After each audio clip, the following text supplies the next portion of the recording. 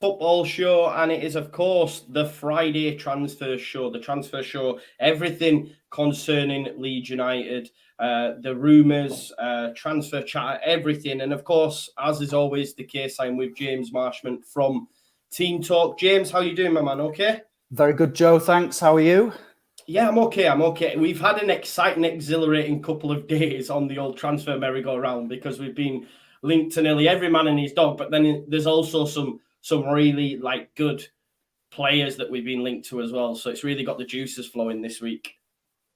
Yeah, there's lots to get stuck into, but it feels like it's starting to gather some genuine momentum now. And whilst there's not an end in sight, it feels like things are starting to gather pace and we might see a bit of movement in the next week to 2 weeks. So yeah, lots to get through. It definitely looks like that. Remember, everyone, as well, that all the links to the stories we will discuss during this video are in the description. So make sure you head on over to TeamTalk and check them stories out. All the links are in the description, as is always the case. But let's start, first of all, James, with some Leeds United news, as in Leeds United players. We'll start, first of all, with Summerville.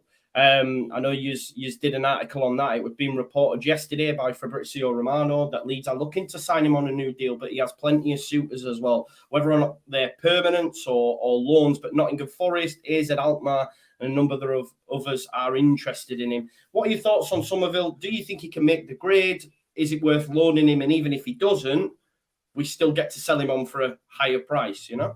Yeah, definitely. I think you've kind of touched on that there, really, because we talked about last week what Chelsea do. They've got all these excess players and they tend to loan a lot of the young kids out, don't they? Yeah. So what I'd really like Leeds to do with Summerville is, I don't think he's quite ready for a regular run at Leeds, but what I'd like us to do is extend that deal. It currently runs out in 2023, so that's a sort of situation of urgency really for Leeds. I'd like us to extend that deal and then send him out on a season's loan. And if he went to somewhere like Forest, I think that would be ideal. And we talked last week about how Armando Broja did so well at Southampton whilst on loan at Chelsea. And all of a sudden there's a scramble for his services. Well, if we were to do similar with Summerville, tie him down to say a 3-4 year new deal, send him out on loan, and then it could be the best thing we do for him. I think it'd be a smart move if we did that. Yeah, and I think you could argue it's like what Brighton did with the Ben White situation. You know, you loan a player out, he puts himself out there, he has a good season at Forest, let's say, maybe they go down, or even if they stay up, they then look to make that a permanent move. Because I'm of the opinion, James, and I'm going early here, but I'm not quite sure I see a future as a Leeds United first team player for Summerville, especially when you consider some of the targets we'll talk about later. Yeah, it's difficult really because the competition this season just gone has been so tough. Obviously, Raphinha straight away first choice, and you've got Jack Harris and you've got Dan James who didn't even really get a run on the wing.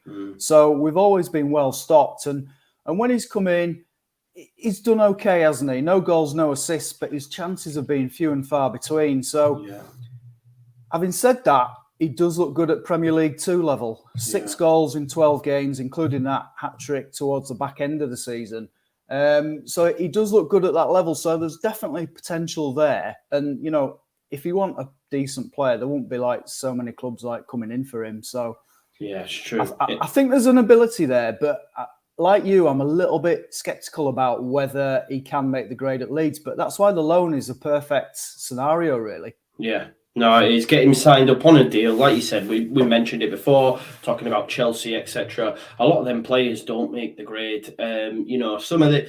I could imagine there's probably 25% of the Premier League at some point have played for Chelsea once upon a time. I was listening to a video yesterday and they were profiling strikers at All Star Samwi, and they spoke about Dominic Solanke, and they were like, oh yeah, he was at the Chelsea youth setup as well. He never got a game, but I was like, oh, I didn't even realise. And then if you think about it, like Bamford there's so many in there, right? So there's obviously a market for doing that. Okay, it can be frustrating as a opposition fan, but if it's us doing it, I don't think any of us will mind, you know? No, we can do it to a lesser extent. I mean, that point about Chelsea is a good one because I read it was last year's transfer window around the summertime. They had 55 senior players on their books.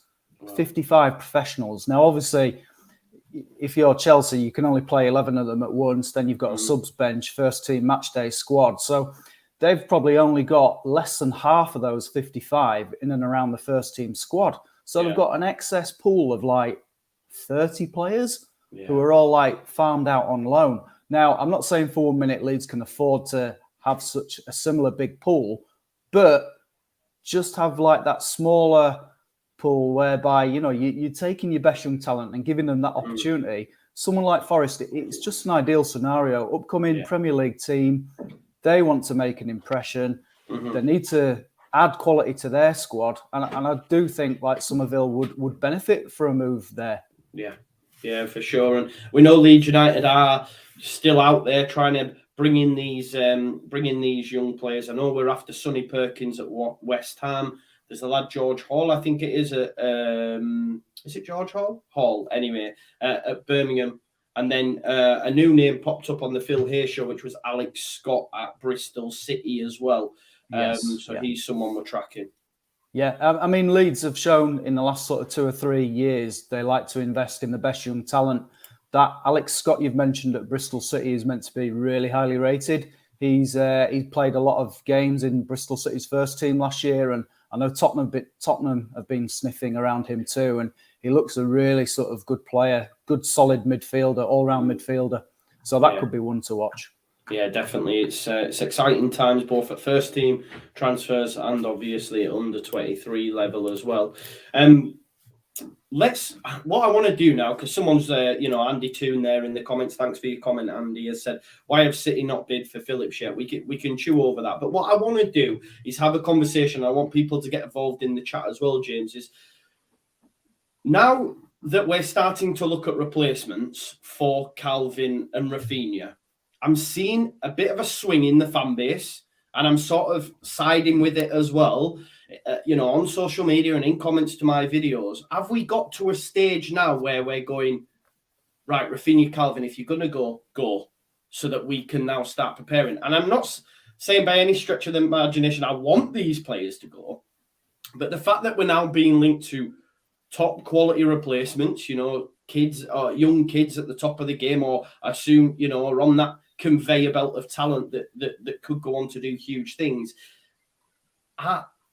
Are you of the thinking like me now where it's like, well, Kalvin, Raphinha, if you're going to go, City, if you're going to bid, make it quick because we want to get these new players in. And because what's the point in Kalvin coming in for 2 weeks of a pre-season and then moving to Man City? Same with Raphinha, Yeah, you're right. And in an ideal world, we keep these players and sign these other ones we're linked with as well. But, I mean, Leeds don't have an unlimited pot of money to be able to do that, sadly. So Radrizzani has always said, we're going to follow the Leicester business model. He's preempted that for the best part of 2 years. That's always been his vision. And sadly with Kalvin, sadly with Raphinha, 2 years left on their deals, it's the prime time to sell them for their top market value. I know there's an argument with Raphinha if he stays and then becomes the star man at the World Cup, his value might go up again. That's possibly true.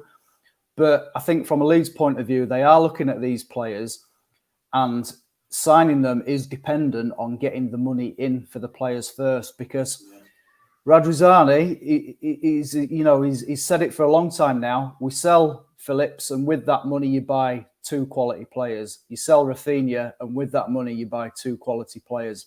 And it's just the sort of natural way a club of our stature can grow and compete. And, I do get where fans are coming from by saying, yeah, now's the time.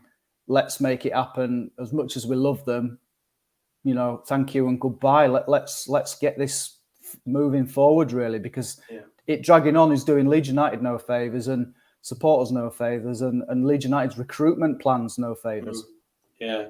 And why do you think, just back to the question that came in from Andy, why do we think no bid has actually come in from Kalvin yet? What do you think is going on at the City end? Because I'd imagine Pep will want to do the same. He'll want Cucurella, Kalvin, Haaland's already in, but of course he want Cucurella and Kalvin, which might be their business done unless they get any, young players in. But I'd imagine he'll want them to go on their pre-season tour and get them ready. Yeah, it's interesting, really, and it is a very good question. Why hasn't the bid officially come in yet? I think City have obviously done a lot of background work. They've done the due diligence on Kalvin. They understand what character he is. They've obviously done endless ways to find out how he fits into the team, very much like Bielsa used to do with prospective signings.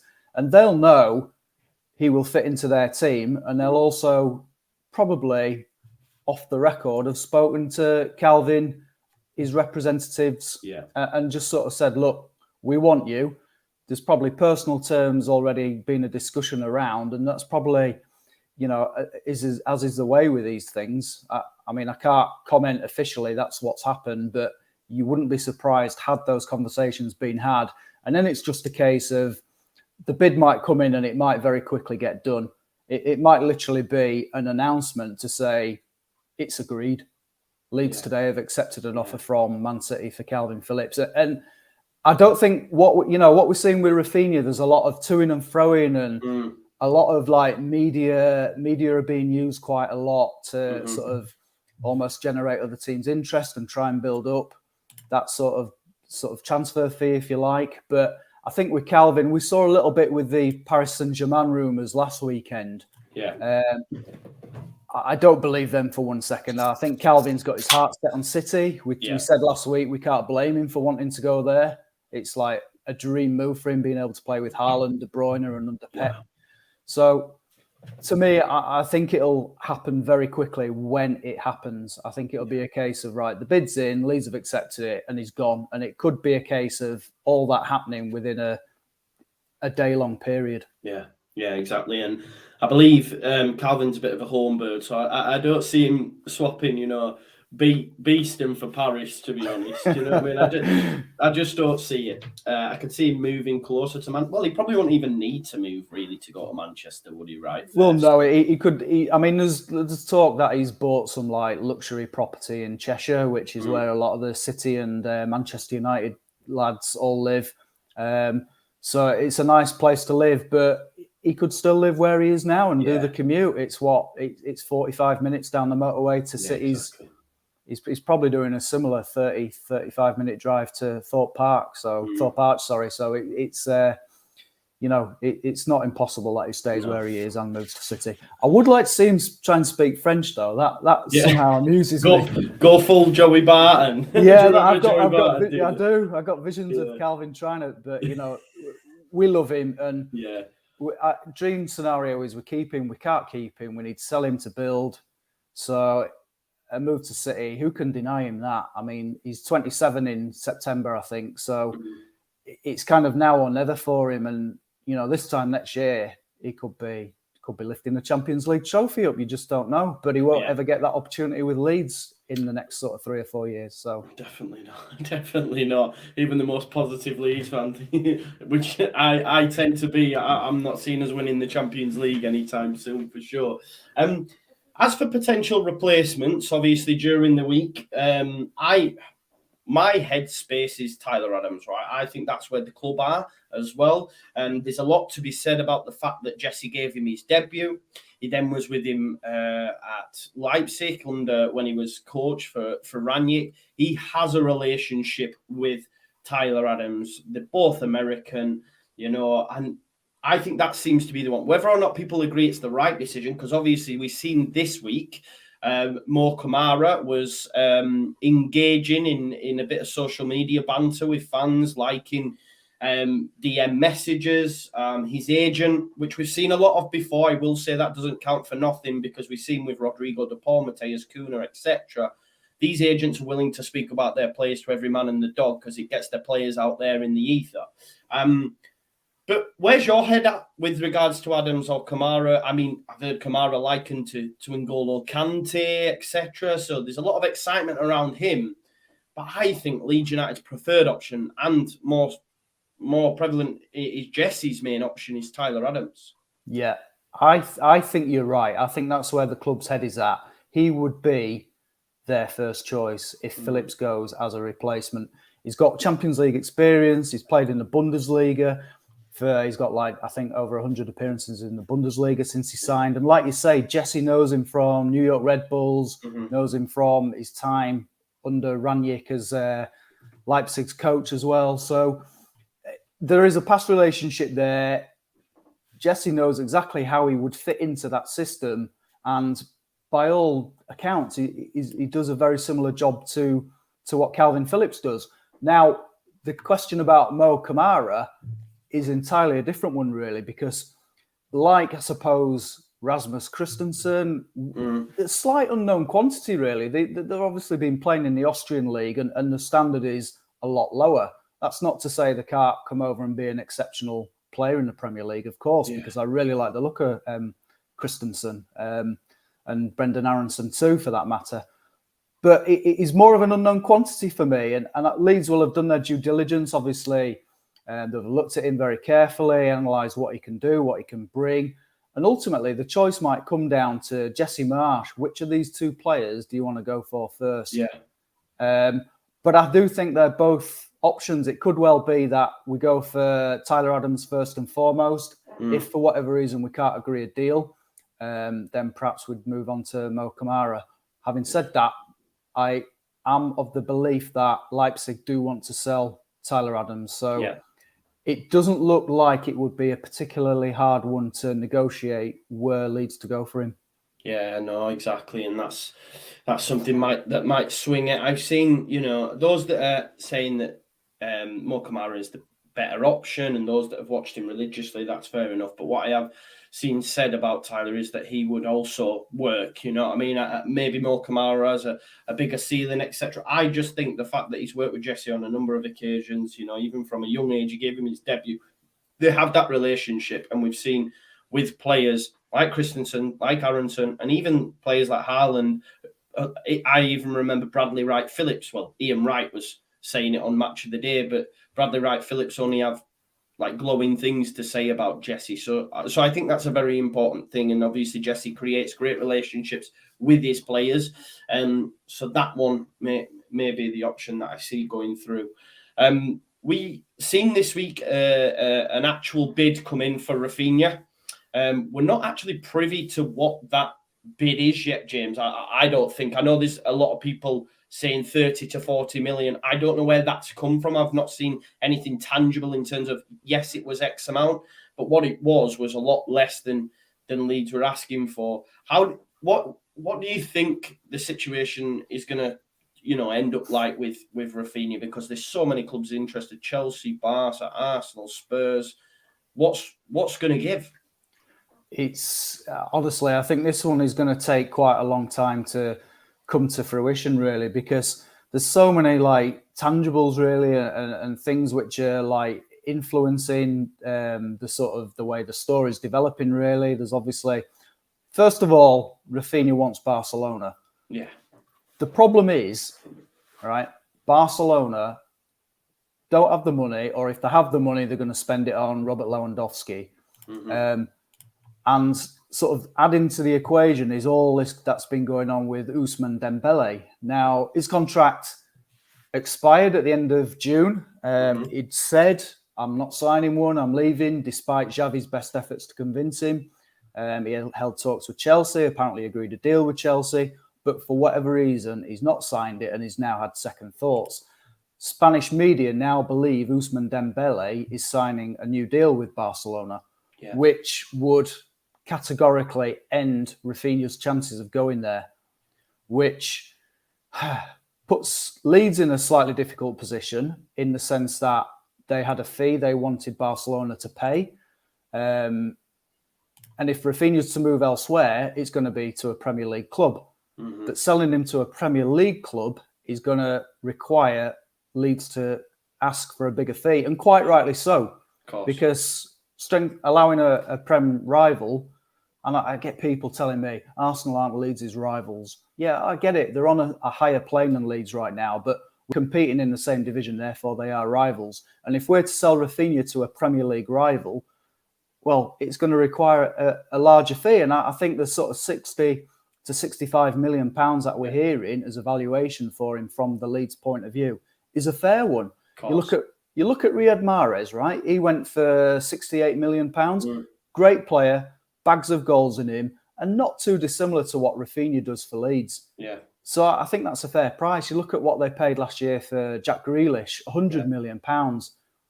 An extraordinary amount of money, given, he's an incredibly talented player, but he's not really set the world alight whilst at City. So I think Leeds are well within their rights to say, look, it's 60 million as a minimum. Yeah. To me, he's worth that. And he is the single biggest asset in terms of valuation that Leeds United have ever owned in their history. Yeah. He's going to be a club record sale. So Leeds have got to make sure they get that right. And 100%. it is tricky because obviously we've got these other players we want to use that money received from Raphinha to spend on, but Leeds do have to get that right. I touched on this last week. I would like to see Leeds do their buying before their selling of Raphinha, and it almost eases the pressure. Villa did it last year with Jack Grealish. They signed Buendia, they signed Danny Ings, they signed Leon Bailey. 3 at the time looked real top quality signings. And then when they were in, then they allowed Jack Grealish to go. And I think doing it that way is a smart way because it almost takes the pressure off you. And it almost like, from a selling club's point of view, we'll talk about Charles de Ketelaere later on, but if you're like Club Bruges, and then they've got 60 million here from Raphinha, we're going to, that 30 million fee we're asking now becomes 40 million. Yeah, that's fair. Get the deal done first. Yeah. Get the deal done for him first, or whoever it might be they target, and then sell Raphinha afterwards. So it's a really, really difficult situation right now, and a bit of a game of transfer chess in a way. It is, yeah. Arsenal's interest is the most genuine of the Premier League clubs. That's something we can say. Yes, there was talk of this undisclosed bid coming in. I believe, without anything concrete coming out of either club, it was around the £40 million mark. Okay. Which is obviously well below what Leeds value him at, and quite rightly so. Yeah. So Leeds were quite within their rights to turn that down, especially knowing lots of other clubs are sniffing around him. Tottenham are keen, but are yet to do anything concrete. Yeah.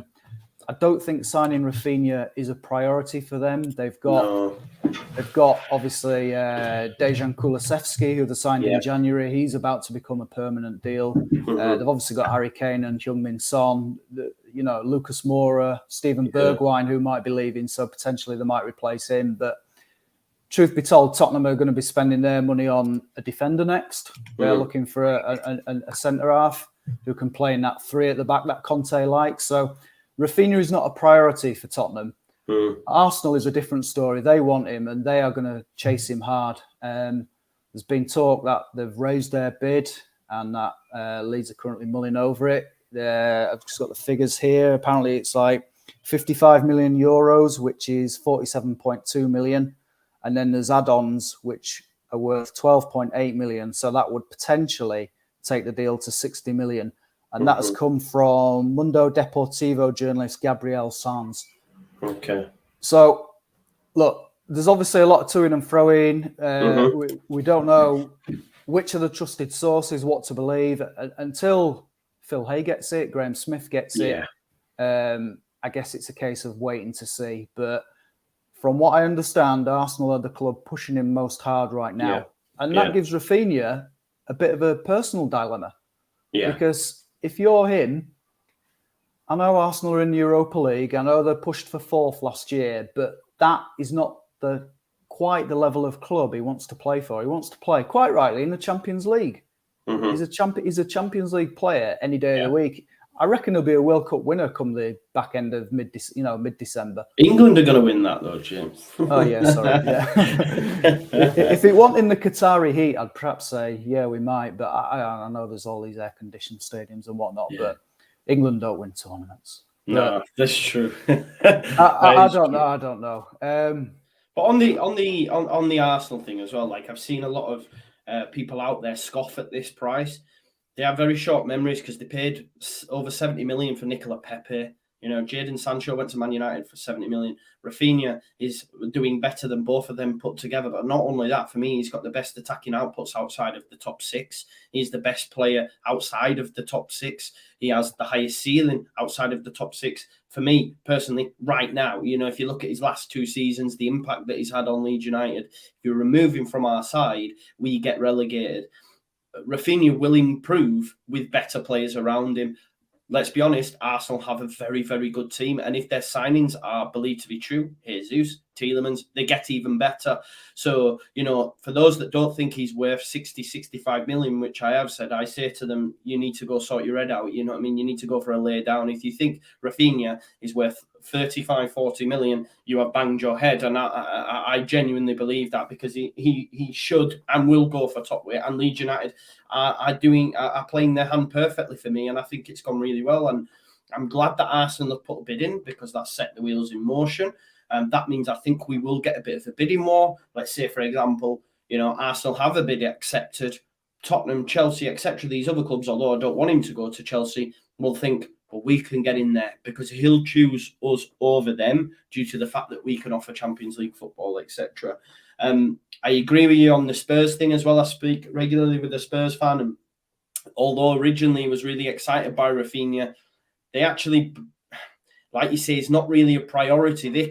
Richarlison probably is a better fit for Spurs in terms of he can play anywhere across that front three, can deputise for Kane if he picks up a niggle or anything, whereas Raphinha, really, his best position is right wing, and that's where you get his best output. So that means taking Kulusevski out of the side, which, I mean, he could end up surpassing him, but Kulusevski is still very young and he's a great talent as well. So does Raphinha want to go there with the World Cup on the horizon and have to compete for a place? That's why you could argue he stays with Leeds. But I think there's a lot of Leeds fans think that if Raphinha was to go and we were to bring in 2 players, and let's say them players are Cody Gakpo and Charles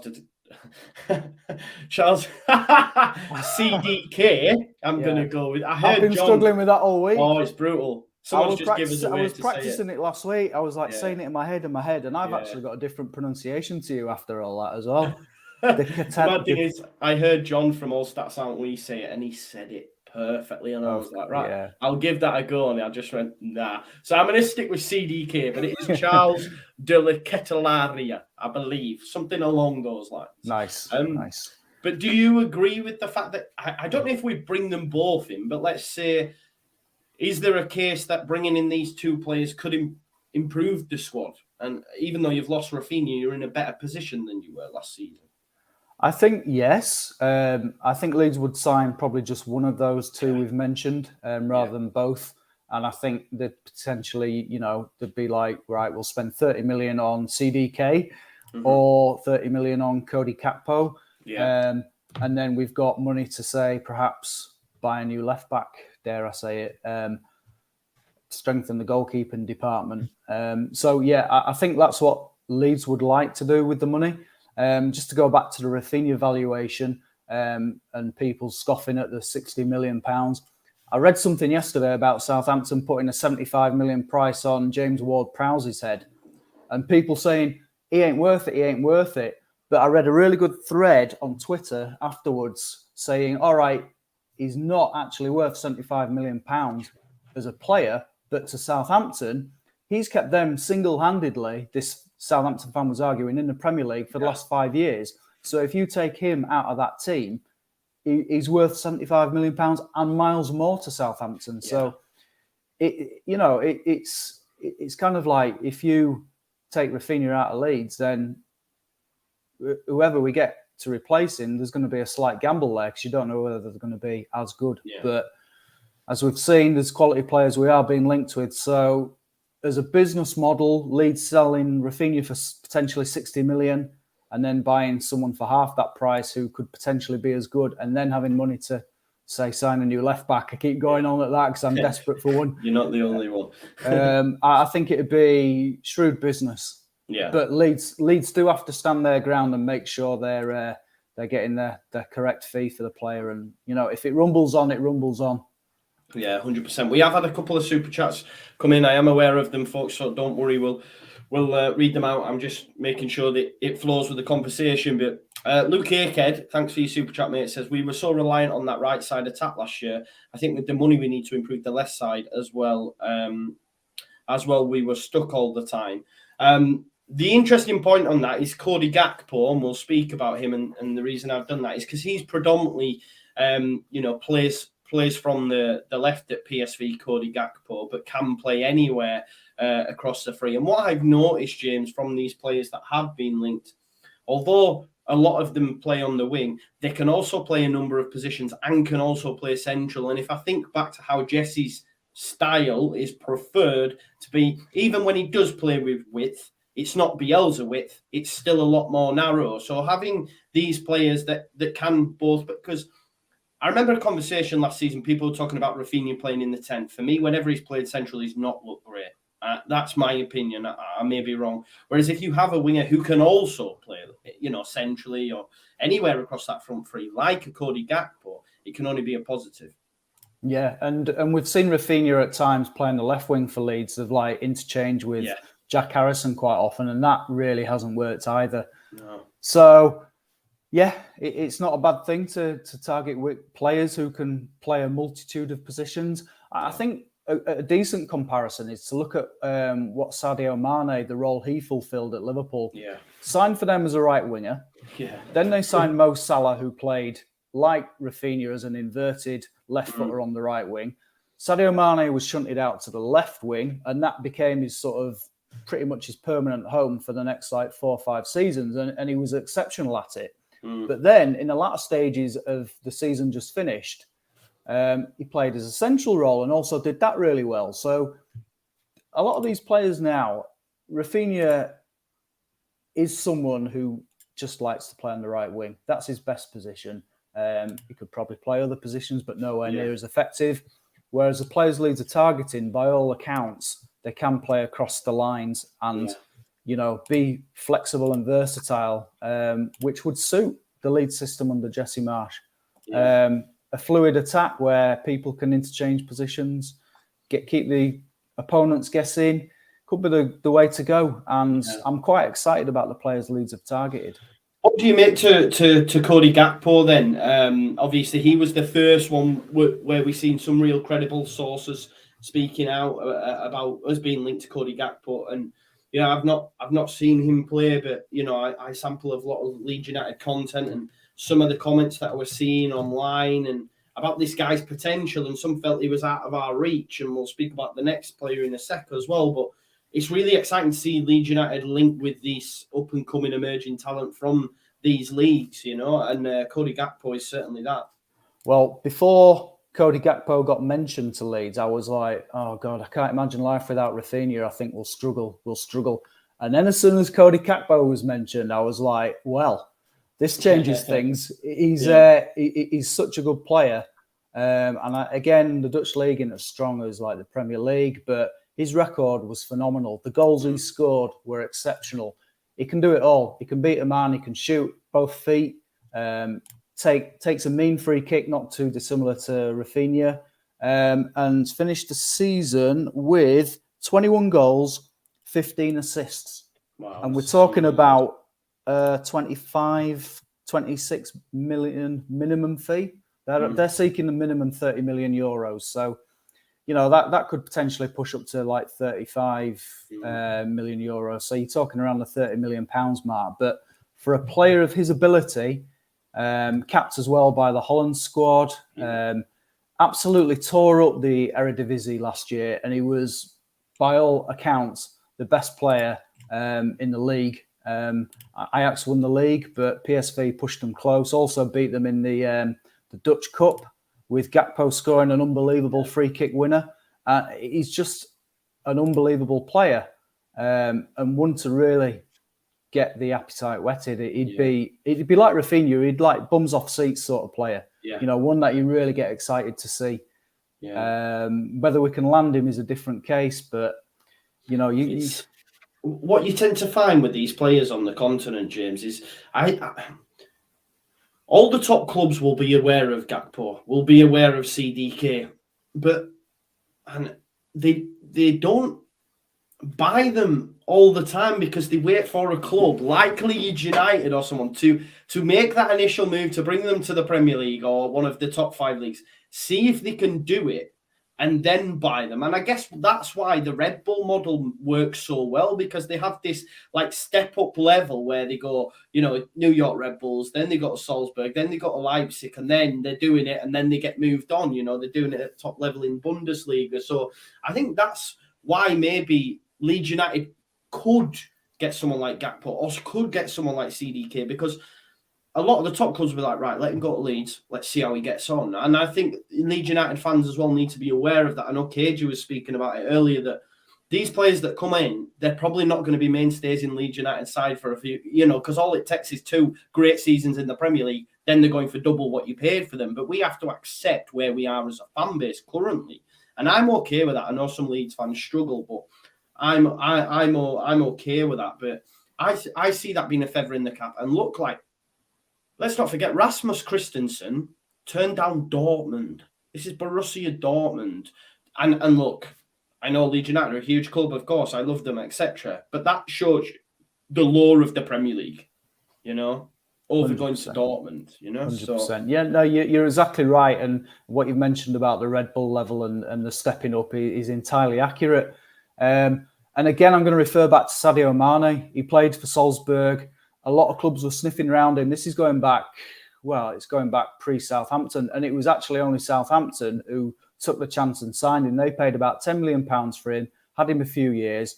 Liverpool were aware of him before that. But like you're saying with Cody Gakpo, maybe they're not going to make that move. They'll wait and see how they get on at a team of Leeds' level, Southampton's level, like Sadio Mane did. And then Sadio Mane, they sold for like 35 million to Liverpool a few years later. So it's not impossible by any stretch what you're saying. And that could well be the case. PSV, they're a club who, like Ajax as well, they can't retain their best players over the long term. They rely on these sales to keep them funded. They've always got, the one thing about the Dutch teams is they've got phenomenal youth academies. So they've always got the next player coming through. And that is their business model. They accept that. They'll, just like Leeds with Raphinha, they'll try and get their top whack for the player. But make no mistake, they will be willing to sell. And if Leeds are the club that make the move and the only team to make the move, it's not out of the realms of possibility that Cody Gakpo ends up at Ellen Road this summer. Yeah, it'd be great. And moving it on to another player that we've been linked with. Once I'd seen the Gakpo link and the excitement, it went up another level, another decibel. I was speaking to you yesterday about CDK, and I could see and get the excitement from you. I have a friend who works at Opta, who's a Spurs fan. As soon as he seen that link, messaged me and said, "Joe, if he comes to Leeds, I am a Leeds fan whenever he plays." You know, he actually tweeted out saying Spurs need to be all over this. I know Noah Lang seems to get a lot of the plaudits, maybe because he's that exciting talent, you know, and he's got a bit of attitude, etc. But the real jewel in Club Bruges' crown at the minute is CDK. Is CDK. How excited are you by this signing, mate? And how great would it be if Leeds could get this done? Incredible. We're talking about a real next level player. He's 21. He had a great season for Bruges. He can play on both wings. He can play up front. He can play as a number 9. He can play just behind the number 9 in the sort of Joe Gelhardt type role.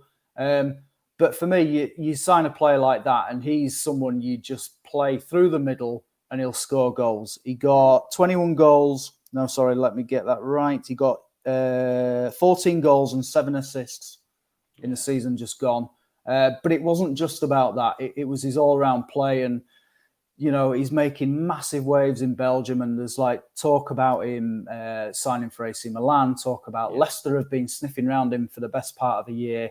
But for whatever reason, that move has not come about. But I think the most intriguing thing for me is that he's being compared with Kevin De Bruyne.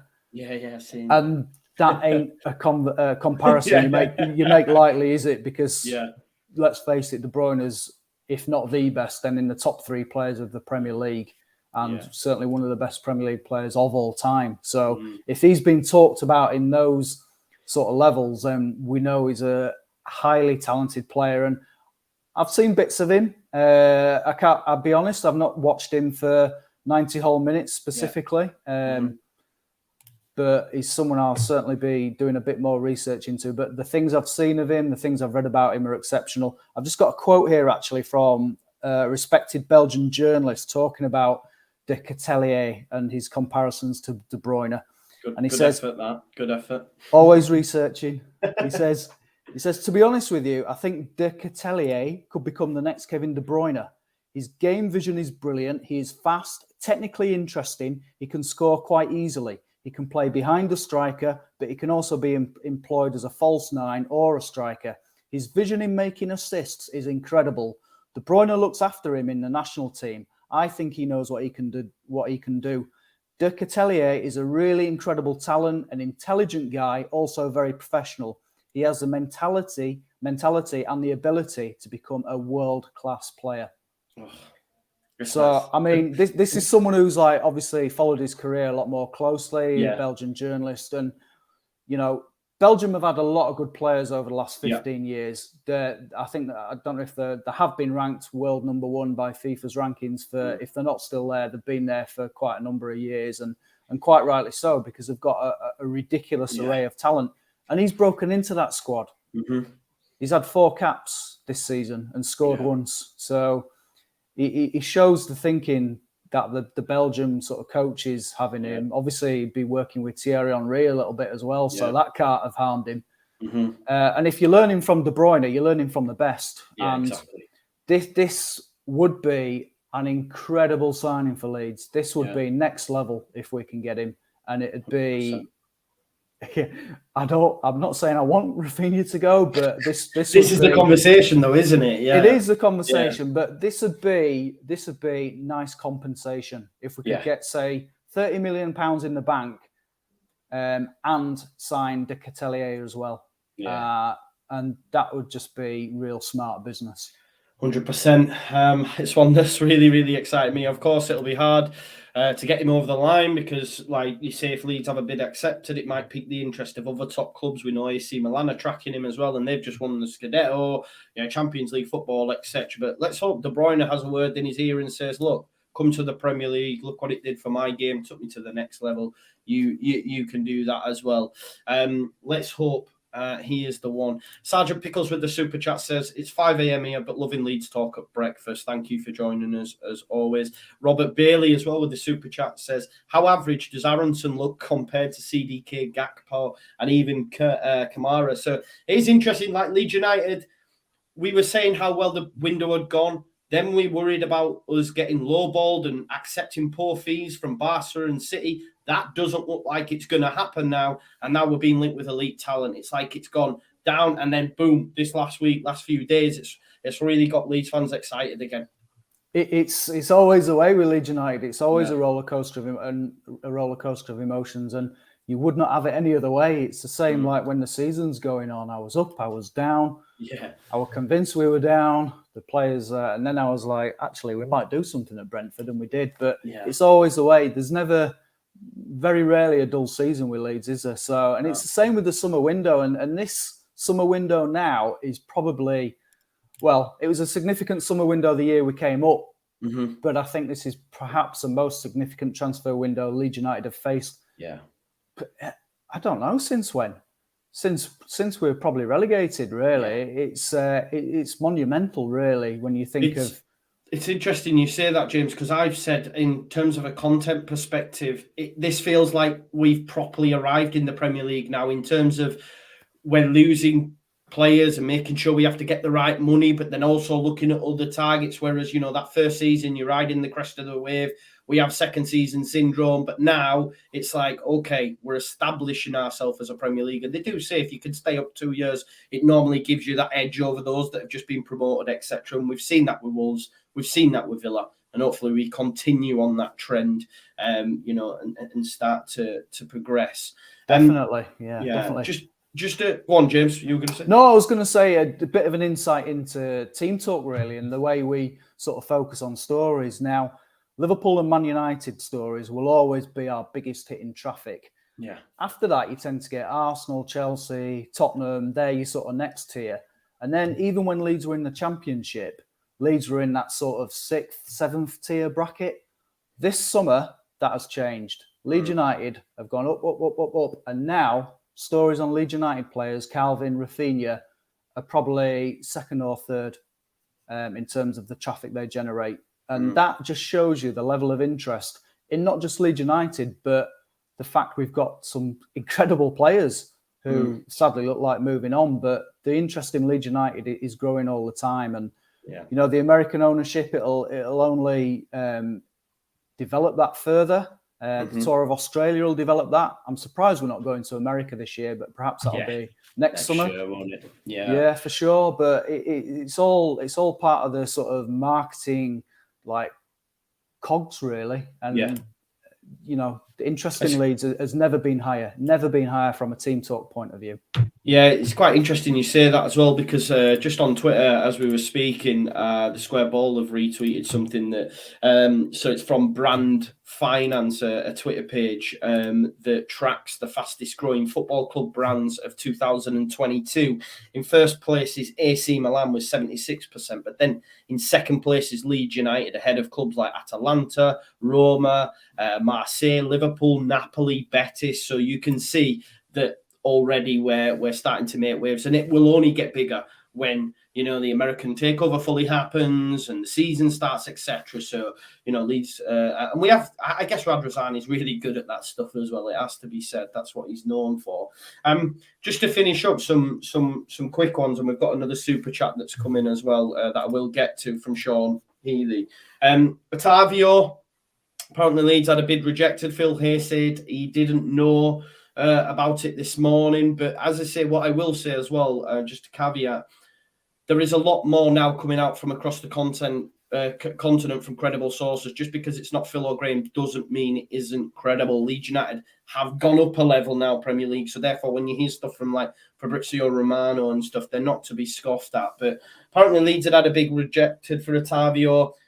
Porto, top player there, don't need to sell. It's big money. I don't see this as being one that Leeds United needs, really. I don't know what you think. Not necessarily. I did a bit of research into him, and he's another sort of winger, really. So perhaps he's one they're looking at, along with the Ketelaere and Cody Gakpo. I'm not sure he'd be like first choice if it came to those three. If it was a question of those big three. Money as well, James. I think. I know. Well, the thing is with Porto and a lot of Portuguese clubs is they're very, very clever at getting these release clauses into the players' deals. They get these in Spanish clubs as well. They do the same, but Portuguese clubs, they've absolutely creamed a fortune off like Premier League clubs over the years. Yeah. Bruno Fernandes, Darwin Núñez. A lot of big name players moving from Portugal to the Premier League, and they've all had these like super high release clauses in. Ruben Diaz is another.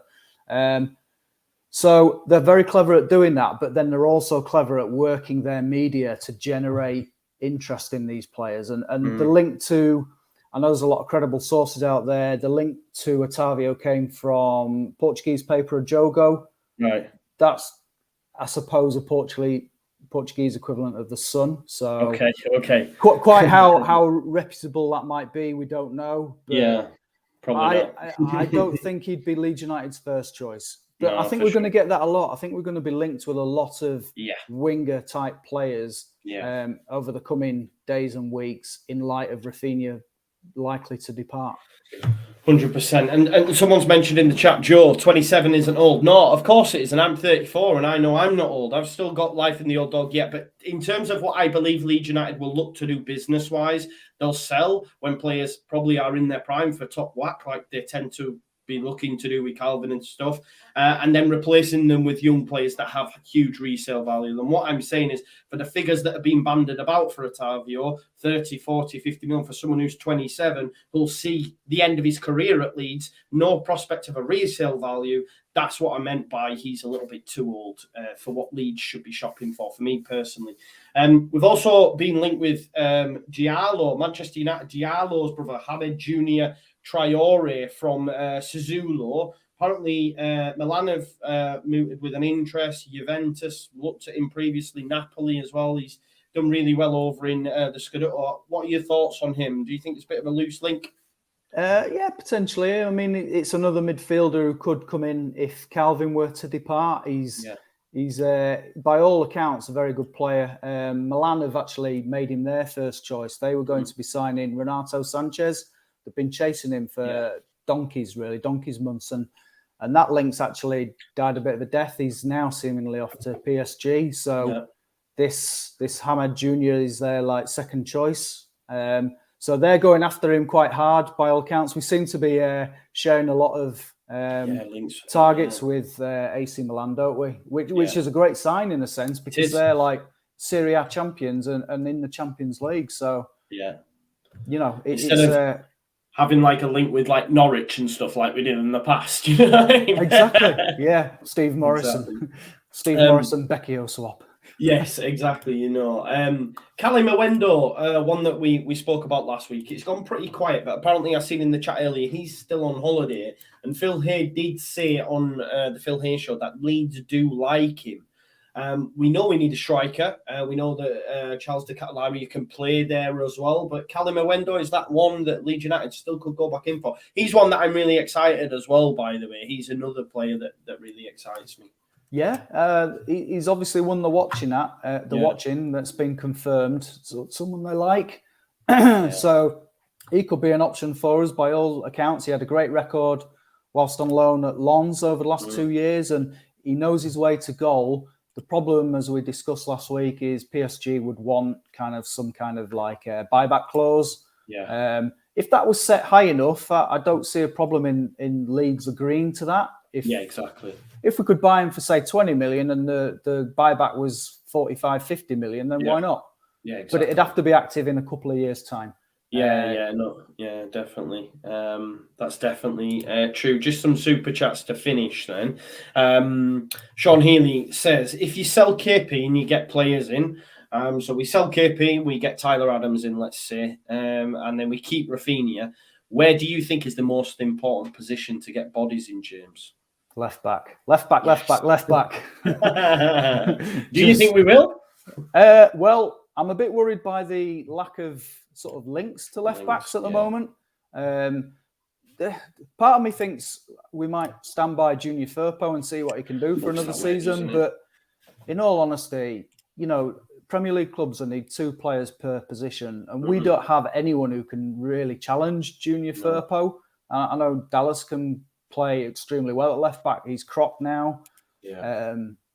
So just, you know, I'm not ruling Junior Firpo out entirely. He could come good, although, as I discussed last week, I've not seen any evidence of that.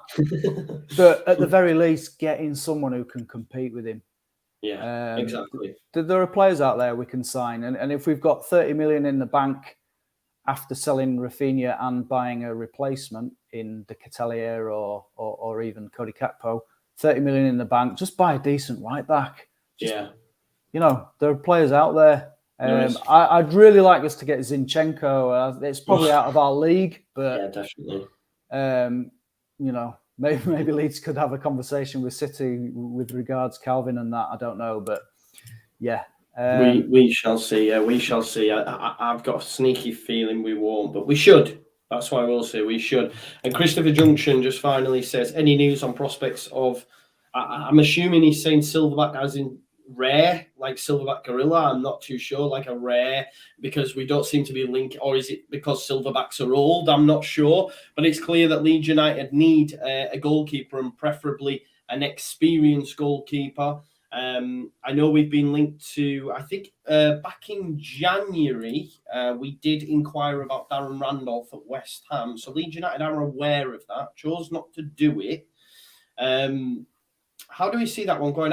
Look, much like the left back scenario, I always think a worst case scenario. And in a worst case scenario, Firpo's out.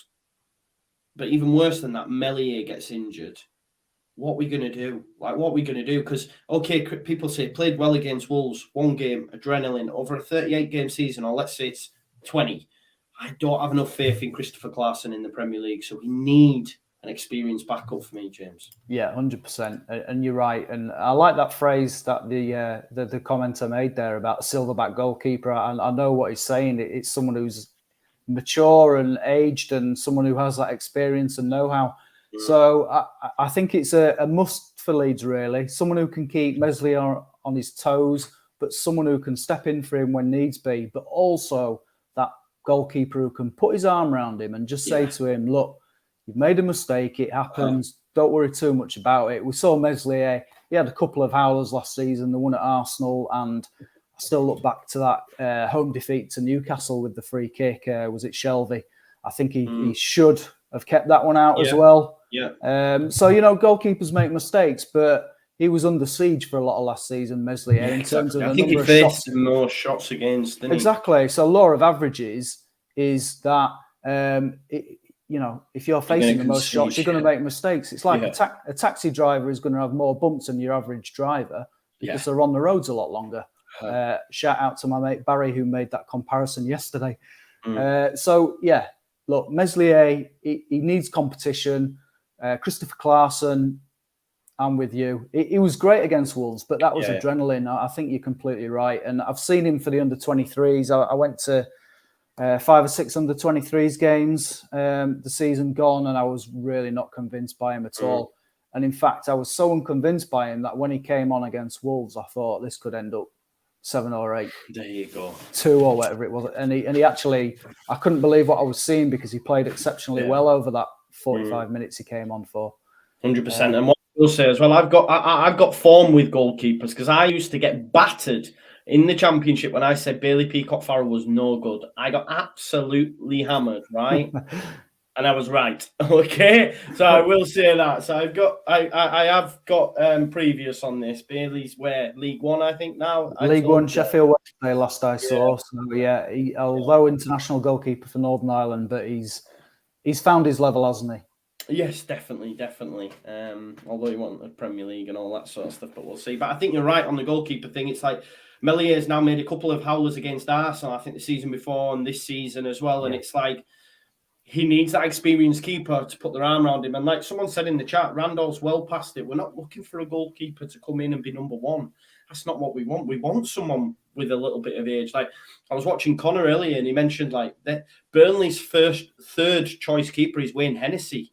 Do you know what I mean? They had Pope, they had whoever, and then Hennessy. And it's like, that's depth, that's experience that you need. And not only that, it gives Meslier more of a community on, the goalkeeper contingent altogether. So for me, Ben Foster, Darren Randolph, perfect, James. There's players out there who can do that role and would be happy. That's the key. They wouldn't be coming in like saying, make me number one. They'd be happy to be that number two. And that's perfect for Meslier. It's exactly what he needs. Just get that person in. And obviously we've allowed Capriel to go to Bari this week as well. So look, you can't. No Premier League club has got 2 goalkeepers. You need at least 3, and you probably need Clarkson. Perhaps he'd be your third choice. Continue gaining experience, but get in that experienced number 2 who can play back up to good old Ilian. Yeah, exactly. I agree completely. Great show as always. All the latest transfer news covered on the Friday transfer show. I will keep you posted about next week. So I'm at a wedding in Liverpool next week, so we'll try and work out another day. Me and James can do this, or we might just have to miss a week. We'll keep you posted. So make sure you subscribe and make sure you follow James over on Twitter at Marshy Leeds, and make sure you check out all the Team Talk stories. Anything you want to say before we finish, James? Well, you got me there. Just follow Team Talk. We've got all the sort of best of the breaking news. All the latest transfer rumours. Paper Talk is extremely popular, and Euro Paper Talk, which rounds up all the continental papers from Spain, Italy, Germany, Portugal, etc., and all what's going on in the news around Europe, all in one place. So that's 12:30 every day. The Euro Paper Talk. It's worth a read, if I do say so myself. Of course. I've been checking it out on the daily, so it is certainly worth a read. Make sure you check it out. Make sure you check out all the articles down below as well. If you want some more meat on the bones with CDK, Gakpo, etc., it is all down there. And thanks as always for watching. I am going to be live on Sunday, 100% with KG, just having a chat everything Leeds United. It'd be great to have him back on the channel. If there's any more breaking news, I'll be with you. But it looks like it might be a quiet weekend, and then we'll go again on Monday more than likely. But just keep your eyes peeled on mine and on my channel, and obviously Team Talk and James's Twitter as well. And we'll see you in a bit. So have a great week.